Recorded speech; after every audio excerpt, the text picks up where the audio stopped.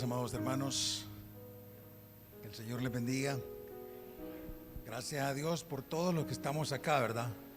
Y a través de los que nos, y también a través de los que nos sintonizan a través de los medios electrónicos, las redes sociales. También les mandamos un caluroso saludo, deseándoles muchas bendiciones de parte de nuestro Dios, ¿verdad? A nuestros hermanos que nos sintonizan tanto a nivel nacional como internacional. Muchas gracias por su fiel sintonía. Abran por favor sus Biblias en el libro de Éxodo capítulo 15. Éxodo capítulo 15, y vamos a leer de los versículos 22 hasta el 27, y luego seguiremos con el capítulo 16 para leer de los versículos 1 hasta el versículo 8. Repito, Éxodo capítulo 15, del versículo 22 al 27 y del 16 del 1 hasta el 8. Muy bien, leo para ustedes. E hizo Moisés que partiese Israel del Mar Rojo, y salieron al desierto de Shur, y anduvieron 3 días por el desierto sin hallar agua. Y llegaron a Mara, y no pudieron beber las aguas de Mara porque eran amargas. Por eso le pusieron el nombre de Mara. Entonces el pueblo murmuró contra Moisés y dijo: ¿qué hemos de beber? Y Moisés clamó a Jehová, y Jehová le mostró un árbol, y lo echó en las aguas, y las aguas se endulzaron. Allí les dio estatutos y ordenanzas, y allí los probó. Y dijo: si oyereis atentamente la voz de Jehová tu Dios, e hiciereis lo recto delante de sus ojos, y diereis oído a sus mandamientos, y guardareis todos sus estatutos, ninguna enfermedad de las que envié a los egipcios te enviaré a ti, porque yo soy Jehová tu sanador. Y llegaron a Elim, donde había 12 fuentes de aguas y 70 palmeras, y acamparon allí junto a las aguas. Partió luego de Elim toda la congregación de los hijos de Israel, y vino al desierto de Sin, que está entre Elim y Sinaí, a los 15 días del segundo mes después que salieron de la tierra de Egipto. Y toda la congregación de los hijos de Israel murmuró contra Moisés y a Aarón en el desierto, y les decían los hijos de Israel: ojalá hubiéramos muerto por mano de Jehová en la tierra de Egipto, cuando nos sentábamos a las ollas de carne, cuando comíamos pan hasta saciarnos, pues nos habéis sacado a este desierto para matar de hambre a toda esta multitud. Y Jehová dijo a Moisés: He aquí yo os haré llover pan del cielo, y el pueblo saldrá y recogerá diariamente la porción de un día, para que yo lo pruebe si anda en mi ley o no. Mas en el 6º día prepararán para guardar el doble de lo que suelen recoger cada día. Entonces dijeron Moisés y Aarón a todos los hijos de Israel: en la tarde sabréis que Jehová os ha sacado de la tierra de Egipto, y a la mañana veréis la gloria de Jehová, porque él ha oído vuestras murmuraciones contra Jehová. Porque nosotros, ¿qué somos para que vosotros murmuréis contra nosotros? Dijo también Moisés: Jehová os dará en la tarde carne para comer, y en la mañana pan hasta saciaros, porque Jehová ha oído vuestras murmuraciones con que habéis murmurado contra él. Porque nosotros, ¿qué somos? Vuestras murmuraciones no son contra nosotros, sino contra Jehová. ¿Sabe usted cuántas personas mueren en el mundo diariamente a causa del hambre? ¿Alguien puede decirme ese dato? ¿Cuántas personas mueren día con día en el mundo a causa del hambre? Pues si no lo sabe, le comento que en el mundo mueren diariamente 24,000 personas a causa del hambre. ¿Cuántas veces usted y yo hemos desperdiciado la comida? ¿Cuántas veces usted y yo hemos sacado comida del refrigerador para botarla porque literalmente ya no sirve, se arruinó? ¿Cuántas veces les ha pasado eso a las amas de casa, que han sacado del refrigerador o de la alacena productos comestibles que ya no sirven porque se arruinaron, porque simple y sencillamente no les interesaba consumirlos? ¿Cuántas veces usted y yo hemos dicho, cuando nos presentan un plato de comida, nuestra madre o nuestra esposa o nuestra hermana o nuestra tía o nuestra abuela, y decimos, la comida que has hecho no me gusta?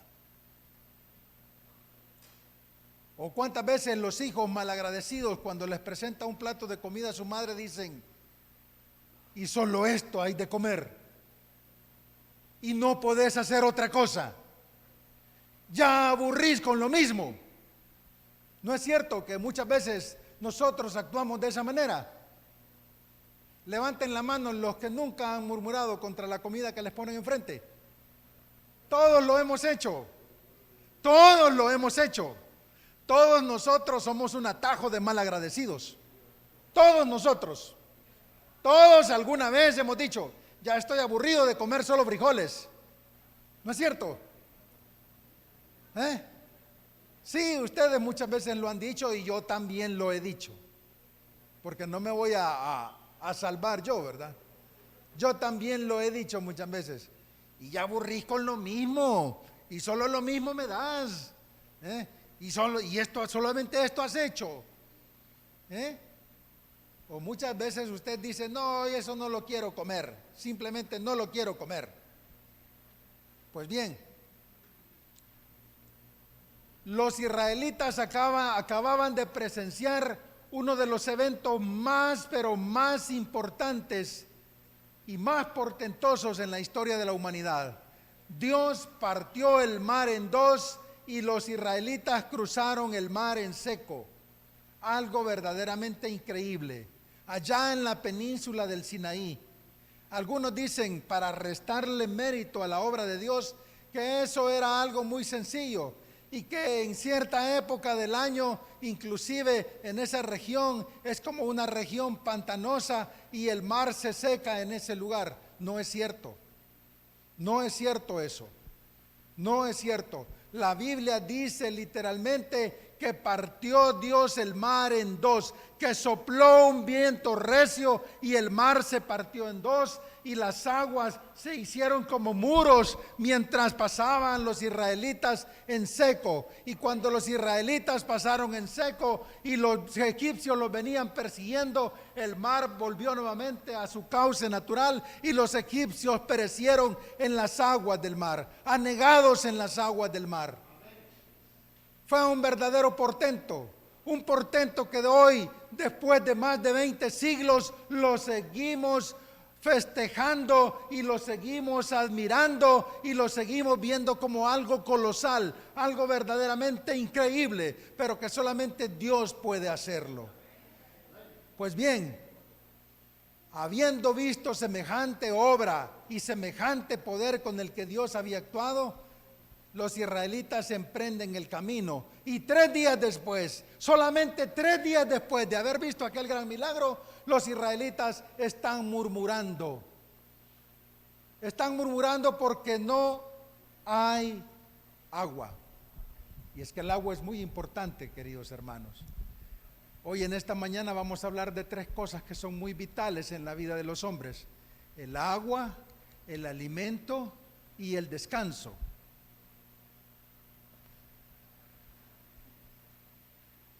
Los seres humanos nos damos el lujo de botar la comida cuando hay otros que mueren diariamente de hambre. Es un verdadero pecado que pasamos desapercibido y que muchas veces es algo que no nos importa mientras no nos afecte a nosotros. El gobierno de la República en la actual pandemia, voy a echarle flores al gobierno. se le ocurrió la brillante idea de ir y repartir canastas alimenticias básicas para toda la gente. Muchos de nosotros, o todos nosotros quizá, recibimos esas canastas alimenticias. Pero mucha gente salía protestando y diciendo en las redes sociales: ya aburre el presidente solo dándonos macarrones. ¿No es cierto? Frijoles duros nos vienen a regalar, despreciando aquella ayuda que para mucha gente quizá fue muy valiosa, porque a lo mejor no tenían nada que comer, porque a lo mejor habían perdido sus trabajos y no podían ganar dinero para poder comprar alimento, y aquel alimento sirvió mucho. Actualmente la FAO y el Programa Mundial de Alimentos hacen grandes esfuerzos por llevar alimento y agua a los hogares, a las naciones donde hay guerras, donde hay sequías, donde hay mala distribución de la tierra y donde hay grandes calamidades humanas, donde hay hambre en la tierra. ¿Ustedes de las personas que ayudan a mitigar el hambre de otra gente? ¿Usted alguna vez le ha tendido la mano a su prójimo, a su vecino, para ayudarle a mitigar el hambre? Así literalmente. Usted tiene la bondad de llevarle comida a su vecino que no tiene que comer y decirle: compartamos un plato de comida. Yo no estoy diciendo que usted va a ser un redentor. Lo que estoy diciendo es que usted tiene que tener muchas veces la disponibilidad de ayudar a otro en su necesidad, a paliar su necesidad. El agua es el más vital de los elementos naturales. Y dice aquí, en esta porción de la Biblia, que los israelitas llegaron a un lugar llamado Mara y no pudieron beber las aguas porque estas aguas eran amargas, y por eso le pusieron a ese lugar el nombre de Mara. ¿Sabe qué significa Mara? Mara no significa esos pandilleros que andan allá afuera, ¿verdad?, haciendo daño a la gente. Mara, según la Biblia, significa amargura. Amargura, eso significa. Entonces ellos llegaron a ese lugar, encontraron agua, lo cual era algo muy curioso, porque en ese lugar desértico podrían haber encontrado agua, pero agua salada. Pero allí llegaron a ese lugar y encontraron un agua que era amarga. Era amarga. Y mire cómo es la bondad de Dios, cómo es la misericordia de Dios, que dice la Biblia que Moisés clamó a Jehová y Jehová le mostró un árbol y lo echó en las aguas y las aguas se endulzaron. Y las aguas se endulzaron. Dicen los que saben que probablemente ese árbol no era realmente un árbol, sino que era un arbusto, y que probablemente era un arbusto de aquella planta que se llama stevia. Stevia. La stevia es un arbusto que crece más o menos a la altura de 90 centímetros, casi 1 metro. Y es sumamente dulce. De hecho, de la stevia hoy en día se está produciendo azúcar. Entonces dicen los que saben que probablemente fue un árbol o un arbusto de stevia que Dios le indicó a Moisés que le echaran a las aguas para endulzarlas. Pero vayamos más allá de la lógica humana, vayamos más allá de eso y pensemos en cómo es la provisión de Dios, cómo es de grande la misericordia de Dios, que aquel pueblo acababa de ver un gran milagro, como era el rompimiento del mar en dos, pero a los 3 días ya se les había olvidado y ya estaban murmurando contra Dios porque no había agua. Y entonces Dios les muestra su misericordia y les hace que se endulce el agua. Y entonces allí les dio estatutos y ordenanzas y los probó, dice la Biblia. Y los probó. Cruzar un desierto no debe ser nada fácil. Yo nunca he estado en un desierto, no sé ustedes. Yo nunca he estado en un desierto. La parte más desértica de este país es allá por La Unión, en ciertos municipios de La Unión. Allí es un lugar desértico. En una ocasión anduve con el administrador de la misión centroamericana visitando unas iglesitas de allá por un lugar de un cantón de un pueblo que se llama Pasaquina en La Unión, y cuando llegamos a ese lugar era verdaderamente un desierto aquello, totalmente desolado aquello, y allí había una iglesita de la misión centroamericana. Yo me quedé asombrado y le dije yo a la persona encargada de aquel lugar, porque no había un pastor: mire, ¿y aquí de qué viven?, me dijo. Le dije yo, y le dio risa al tipo, ¿verdad?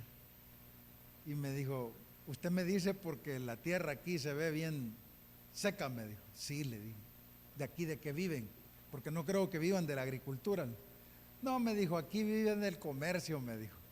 Pero le daba risa al tipo, ¿verdad? Porque me decía que vivían del comercio porque traían contrabando de Nicaragua y de Honduras para El Salvador, ¿verdad? Entonces por eso le daba risa al hermano. Entonces, Dios le da un arbusto para endulzar el agua. Probablemente fue stevia. Las aguas eran amargas y con ese árbol se endulzaron. El pecado muchas veces en nuestras vidas, en un principio es dulce, ¿verdad? Es dulce, pero al final es amargo y trae o acarrea consecuencias muy amargas. Pero la cruz de Cristo, ese madero, puede endulzar nuestras vidas. ¿Por qué? Porque todos nosotros, absolutamente todos nosotros, hemos venido a los pies de Cristo cargados de pecados, cargados de maldad, cargados de mucha pesadumbre, de mucha carga moral y espiritual en nuestras vidas, que nos ha afectado, que nos ha destruido, que nos ha dañado, que nos ha marginado socialmente, que nos ha convertido en verdaderas personas dignas de lástima. Muchos llegamos a los pies de Cristo dando lástima, pero Dios ha endulzado nuestras vidas, y ese madero, esa cruz que era una señal de oprobio en el pasado, una señal ominosa, una señal verdaderamente mala, porque solamente a los criminales crucificaban en una cruz. Esa cruz se convirtió en una fuente de bendición para nosotros, y esa cruz ha venido a endulzar nuestra vida y a cambiar nuestra vida y a cambiar nuestra manera de vivir, nuestra manera de pensar, nuestra manera de hablar, nuestra manera de actuar en esta vida. Aquellos que realmente se han convertido en discípulos de Cristo valoran lo que significa la palabra, lo que significa esa cruz en sus vidas. Allá en el libro de Gálatas, capítulo 3, versículo 13, búsquelo por favor.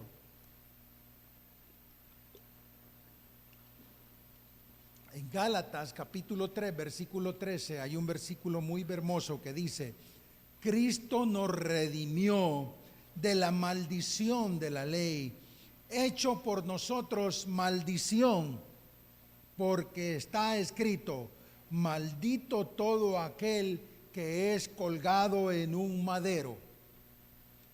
Cristo cargó con la maldición suya y con la maldición mía. Cristo cargó con toda esa maldición. Todos nosotros, dice la Biblia, que éramos como ovejas descarriadas.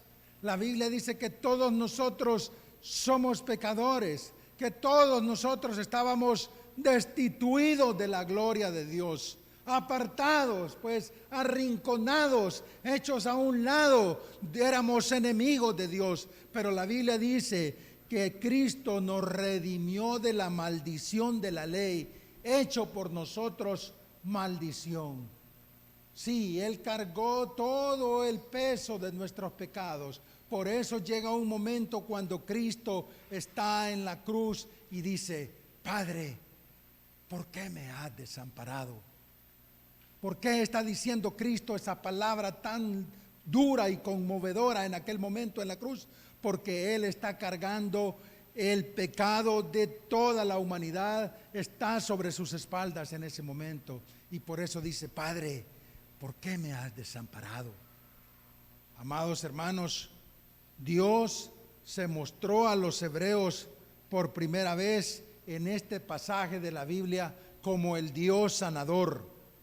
Dios les dijo a los hebreos que Él iba a ser su Dios sanador. Sin embargo, como ya lo hemos dicho en otras ocasiones en este lugar, y lo vuelvo a repetir, las promesas de Dios son condicionales.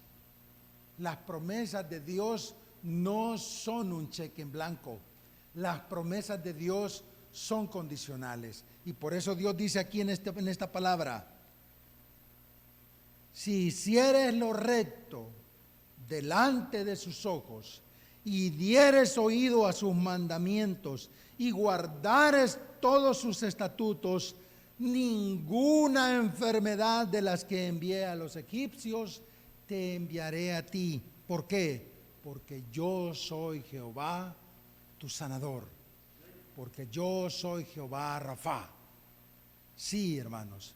¿Cuáles son las condiciones para que Él sea nuestro sanador?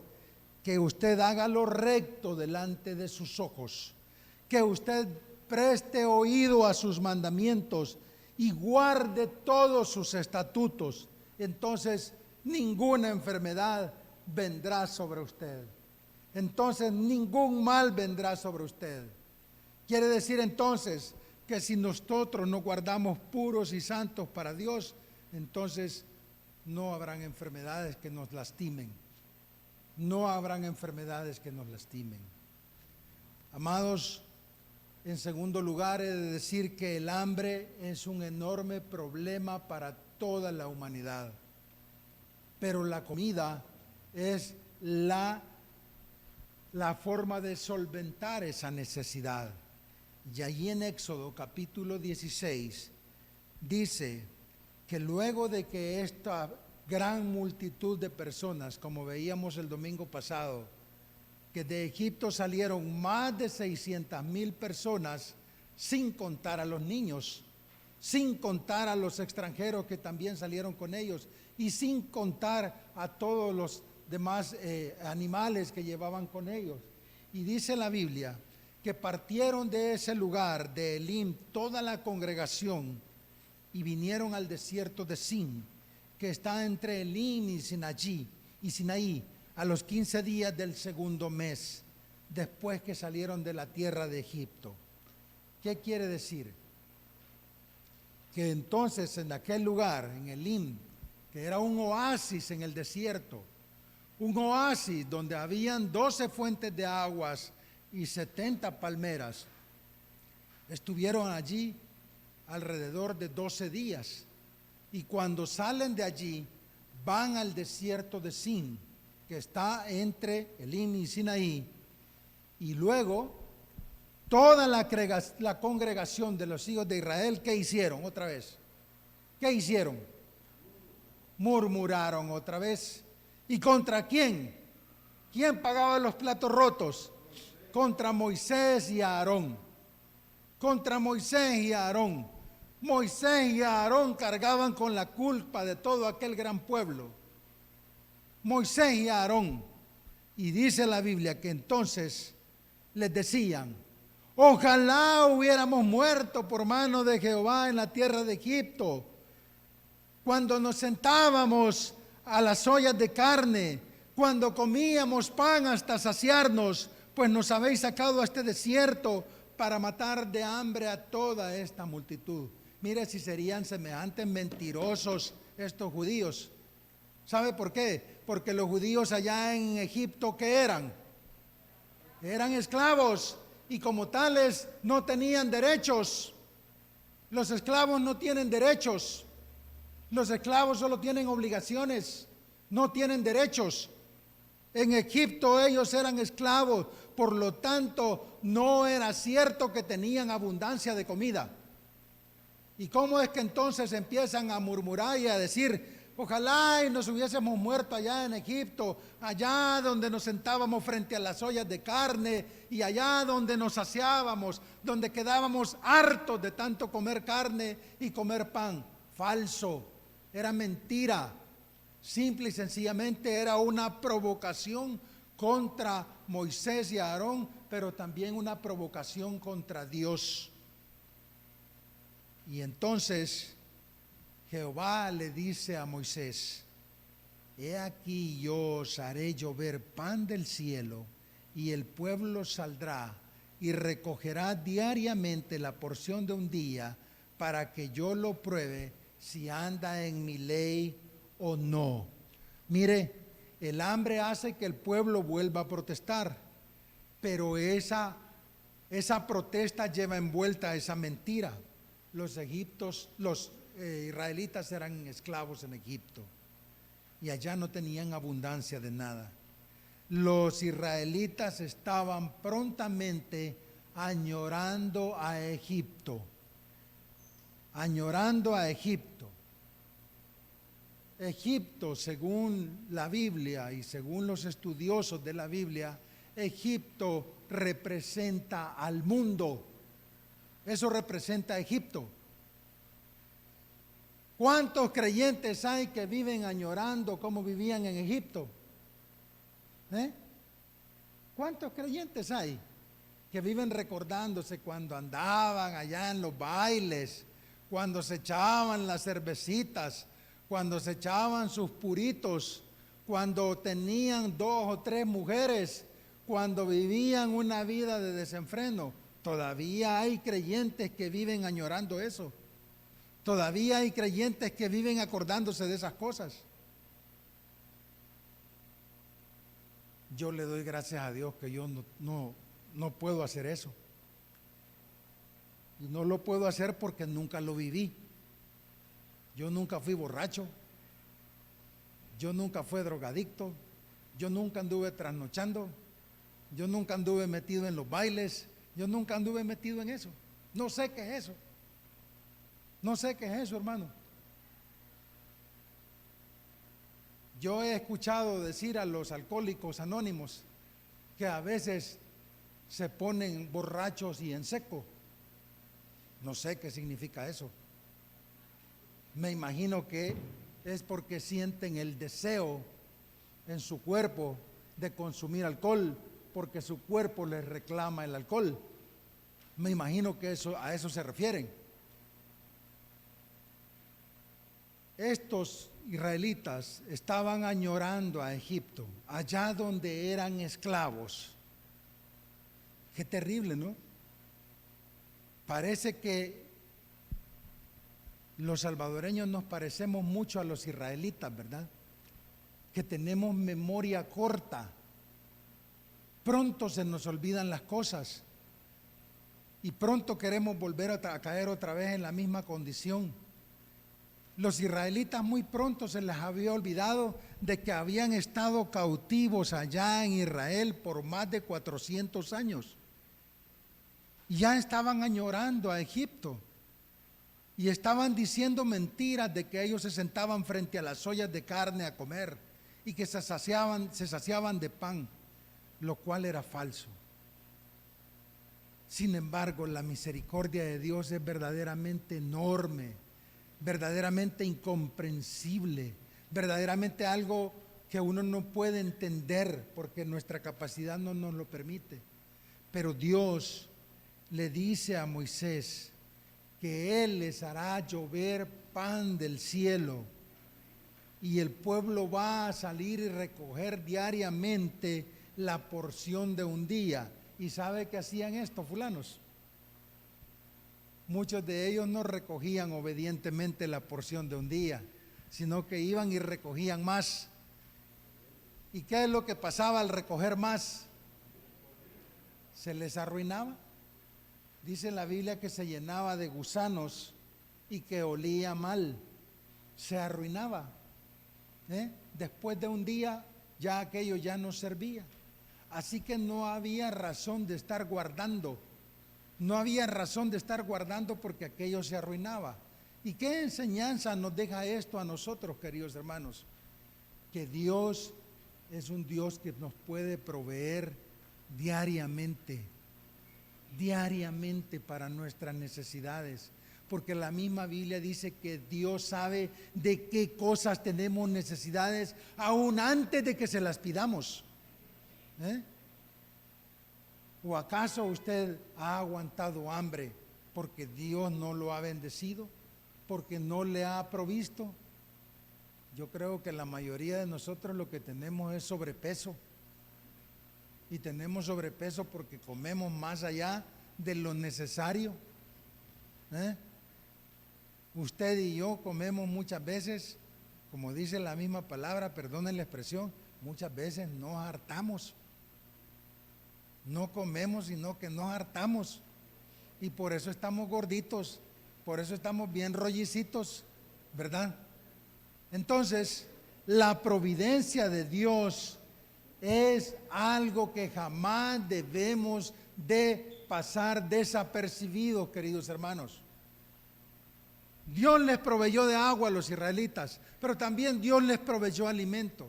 Pero vaya pues, a los israelitas no les importó y no solamente querían comer pan, no solamente querían comer pan caliente, sino que también querían carne. Y dice allí en el versículo 13, y venida la tarde, dice, subieron codornices que cubrieron el campamento, y por la mañana descendió rocío en derredor del campamento, y cuando el rocío cesó de descender, he aquí sobre la faz del desierto una cosa menuda, redonda, menuda como una escarcha sobre la tierra. Y viéndolo los hijos de Israel se dijeron unos a otros, ¿qué es esto? Porque no sabían qué era. Entonces Moisés les dijo, es el pan que Jehová os da para comer. ¿Sabe qué significa maná? Maná significa, ¿qué es esto? Eso significa, no significa pan caído del cielo. Maná significa, ¿qué es esto? ¿Qué es esto? ¿Habráse visto alguna vez eso? Nunca. ¿Se ha visto después de ese tiempo en la tierra? Nunca más. ¿Pero ha visto usted la providencia de Dios en su vida todos los días? ¿La han visto, queridos hermanos? De manera palpable, de manera evidente, de manera milagrosa. ¿Han visto la providencia de Dios en sus vidas? Yo creo que sí. Yo creo que sí. Y si usted no hace un acto de agradecimiento, si usted no es una persona agradecida por lo que Dios le da, por lo que Dios le permite comer y beber, pues entonces usted también es como estas personas de las que habla la Biblia. Usted y yo debemos de estar agradecidos por los frijolitos que nos comemos. Sí, debemos de estar muy agradecidos. No debemos de murmurar, no debemos de quejarnos. Hijos, no le digan a su madre de manera así, con desdén, y solo esto hay de comer. Y ya aburrís con los frijoles. Una vez mi abuela tenía un comedor, mi abuela, que en paz descanse, y llegó un fulano que llegaba a comer y le dijo un cliente de ella, ¿tiene frijolitos sancochados?, le dijo. Y mi abuela no había alcanzado a terminar de cocinarlos, y entonces los frijoles estaban duros. Y en lugar de decirle la verdad y decirle, mire, fíjese que todavía están duros, le dijo, es que nosotros no nos gustan, le dijo. Y el fulano le dijo irónicamente, ¿y con qué se habrán criado?, le dijo.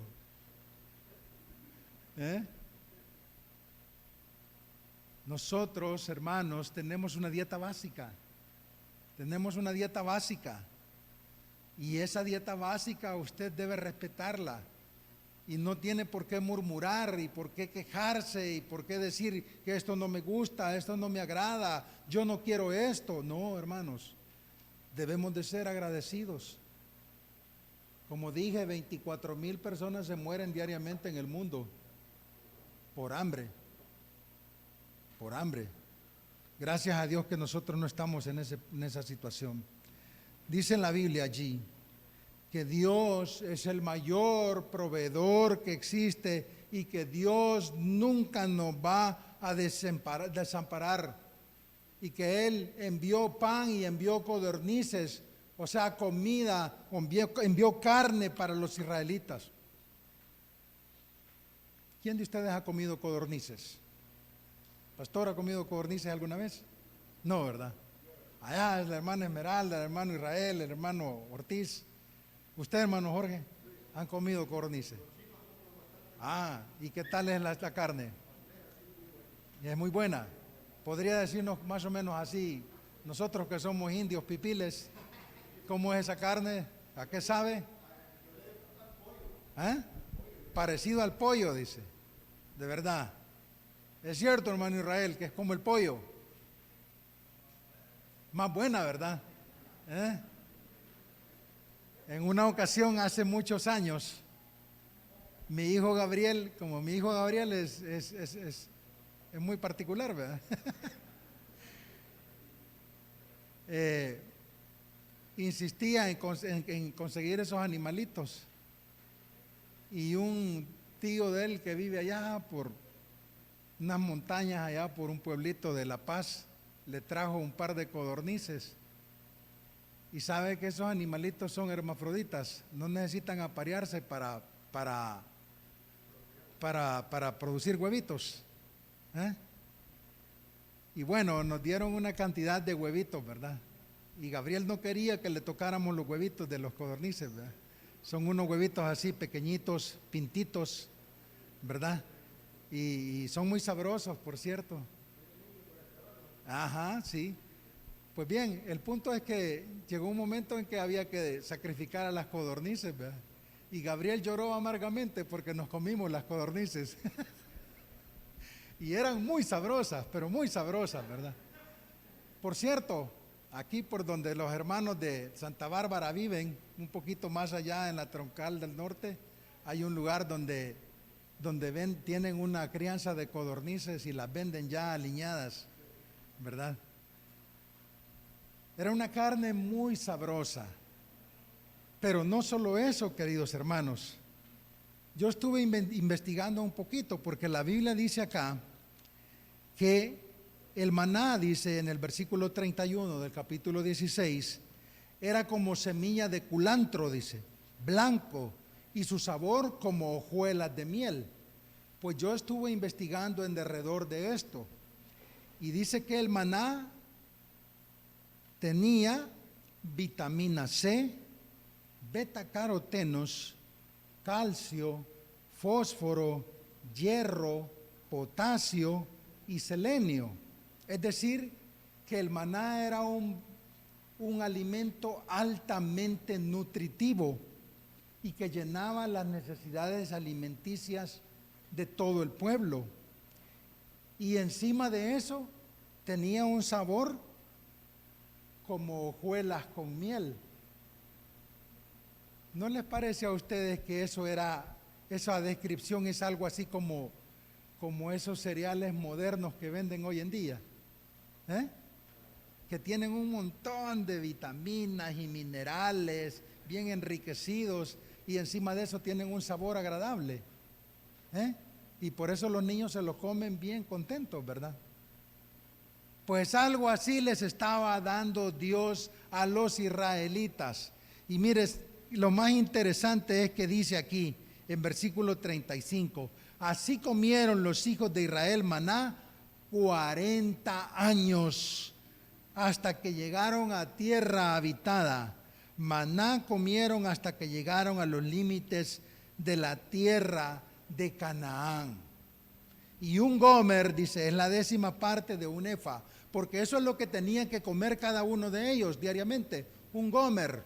¿Y qué es un gomer? Hablando así a los salvadoreños, era algo así como 2.2 litros diarios. Por eso les alcanzaba justamente para comer los 3 tiempos, ¿verdad? Y no había necesidad de recoger más, porque si no se arruinaba. Hermanos, ¿qué ven ustedes en cada uno de esos detalles? ¿Qué es lo que ven ustedes? Yo lo que veo es la fidelidad de Dios. Yo lo que veo es eso justamente. Cómo un Dios amoroso se ocupa de los detalles, de cada detalle, para que sus hijos tengan lo necesario para vivir. Yo me sorprendo y digo, ¿cómo es que Dios en medio del desierto, en una situación verdaderamente difícil, porque en el desierto no hay nada, absolutamente nada, a lo mucho hay lagartijas y alacranes, ¿verdad? ¿Cómo es posible que Dios entonces proveyera de pan, Dios proveyera de carne y Dios proveyera de agua para que este pueblo no pereciera? Y si usted sigue leyendo en el Pentateuco, se va a dar cuenta que la Biblia dice que durante los 40 años que Israel vagó en el desierto, sus ropas no se envejecieron ni su calzado. 40 años y sus ropas estuvieron intactas y su calzado estuvo intacto y tuvieron comida y tuvieron agua y tuvieron todo lo necesario. Y encima de eso dice la Biblia que también iba una columna que de día los protegía del sol y de noche era una columna de fuego que los dirigía. Mire, ¿y qué más quería esta gente? ¿Qué más quería esta gente para ver los grandes milagros de Dios moviéndose en medio de la nada, en medio del desierto? Queridos hermanos, ¿qué podemos aprender nosotros de todo esto? ¿Cuál es la lección que nosotros tenemos de todo esto? Que tenemos un Dios grande y tenemos un Dios milagroso y que esos milagros hoy en día están vigentes también. Pero no llega hasta ahí la cosa. Dice en versículo 23, y él les dijo, esto es lo que ha dicho Jehová. Mañana, ¿qué día? ¿Qué mañana? El día sábado. Es el santo día de reposo, el reposo consagrado a Jehová. Lo que habéis de cocer, cocedlo hoy, y lo que habéis de cocinar, cocinadlo, y todo lo que os sobrare, guardadlo para mañana. Y ellos lo guardaron hasta la mañana, según lo que Moisés había mandado, y no se aguzanó ni hedió. Y dijo Moisés, comedlo hoy, porque hoy es día de reposo para Jehová. Hoy no hallaréis en el campo. 6 días lo recogeréis, mas el 7º día es día de reposo. En él no se hallará. Y aconteció que algunos incrédulos del pueblo salieron en el 7º día a recoger y no hallaron. Y no hallaron. El día sábado era el día de consagración a Dios.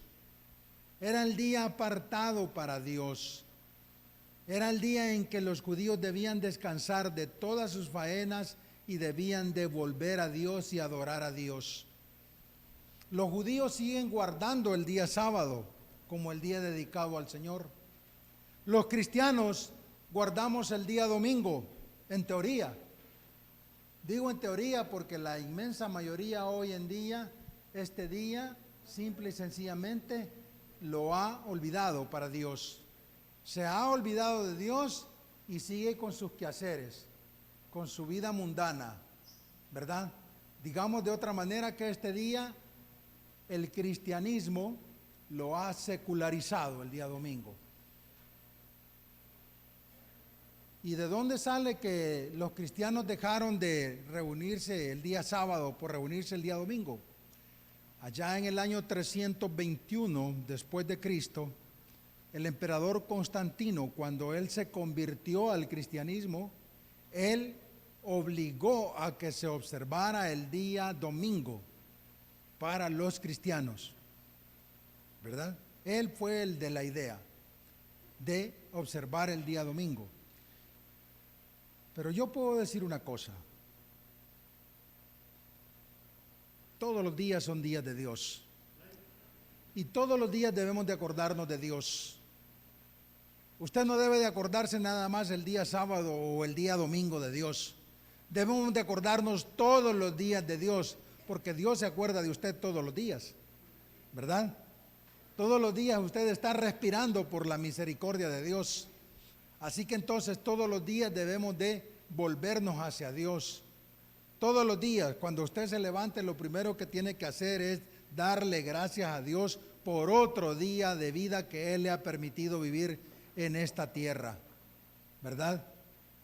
Y debe de ser una persona agradecida por todas las cosas que Dios nos provee. Hermanos, Jesucristo allá en Mateo capítulo 12, ahí lo lee despacio en su casa, Él hizo una exhortación y Él se alzó como el Señor del sábado. Y Él exhorta a los fariseos y les dice: ¿acaso no David entró el día sábado y comió de los panes de la proposición, lo cual no le era ilícito hacerlo? Y Él les dice: porque misericordia quiero y no sacrificio. O sea, pues Cristo estaba rompiendo con esos paradigmas religiosos. Y nosotros ya no estamos atados a esa religiosidad de este tiempo, o de aquel tiempo, mejor dicho. Nosotros ahora debemos de pensar en que hay cosas mucho más trascendentales que simple y sencillamente observar normas o conductas religiosas. Dios quiere de nosotros que nosotros hagamos misericordia, que hagamos verdad, que hagamos justicia, y no que nos estemos fijando en esas cosas que son nada más formalismos religiosos.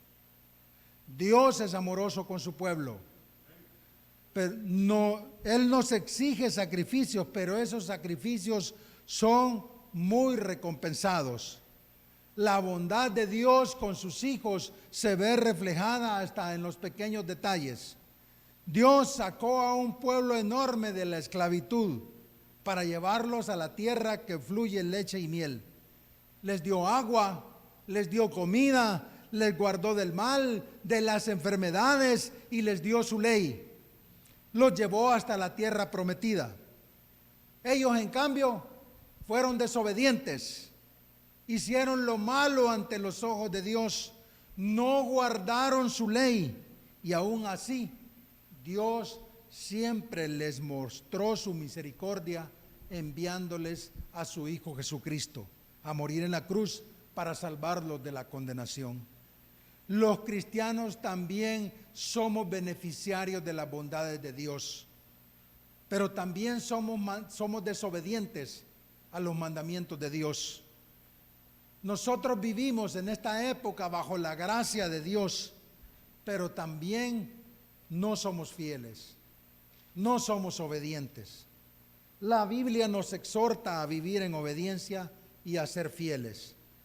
De usted y de mí depende el que Dios nos muestre su amor. Dios siempre quiere bendecirnos. Dios siempre quiere ayudarnos. Dios siempre quiere ayudarnos a llevar una vida mejor. Pero de usted y de mí depende el que llevemos una vida mejor. Si somos obedientes, si guardamos sus mandamientos, si hacemos lo que Dios manda. Eso es lo que Dios demanda de nosotros. Oremos. Te damos gracias, Padre amado, porque tú eres bueno, porque para siempre es tu misericordia. Ayúdanos, Señor. Ayúdanos día con día, Señor, a vivir para ti, a apartarnos del pecado, a apartarnos de lo malo. Ayúdanos, Señor, porque somos débiles, lo reconocemos. Reconocemos que sin ti estamos perdidos, Señor. Reconocemos que solamente tú nos puedes dar la fuerza para decirle no al pecado, Señor. Ayúdanos a ser obedientes. Ayúdanos a buscarte todos los días. Ayúdanos, Señor, a observar tu ley, a observar tus mandamientos.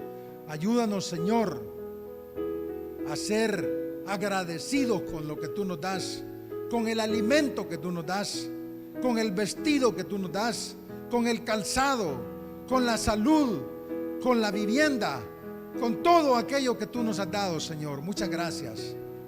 Ayúdanos a ser agradecidos, Señor, a que no murmuremos por la comida que nos ponen delante, Señor. Ayúdanos, Padre bendito, a que seamos personas responsables, a ser personas, Señor, diligentes y respetuosos de tu ley, Señor. Te lo pedimos en el nombre de Cristo Jesús. Amén.